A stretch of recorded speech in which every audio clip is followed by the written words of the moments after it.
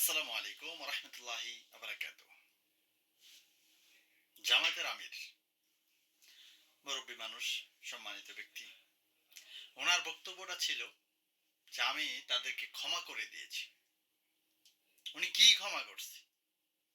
যিনি করছে সেটা হলো ওনারা তাদের উপর যেই রকম অত্যাচার করছে সেগুলো তারা করতে চায় না, ক্ষমা করছে। কিন্তু এই না যে খুনের এই এত এত মামলা, এই যে এত এত মানুষ মারছে, দুর্নীতি করছে, এইগুলা থেকে তো উনি ক্ষমা করার কেউই না, বা ক্ষমা উনি করতেও পারবে না।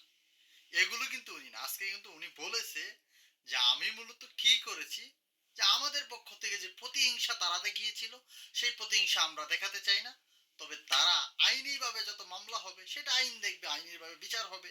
সেটা তো আর ক্ষমা করার আমাদের অধিকার নাই। তারা খুন করছে, ছাত্র খুন করছে, তারা দুর্নীতি করছে, এগুলো তো তাদেরকে বিচারের আওতায় আনতেই হবে।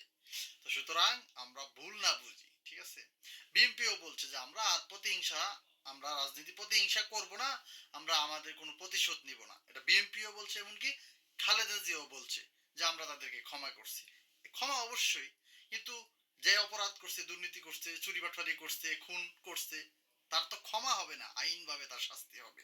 কিন্তু সাধারণ যেটা হলো, আমরা তার উপর নিজেরা কোনো প্রতিশোধ নেব না, আইনের উপরে আমাদের আস্থা থাকবে, আইন ব্যবস্থা নেবে, সেটাই মূলত বলা।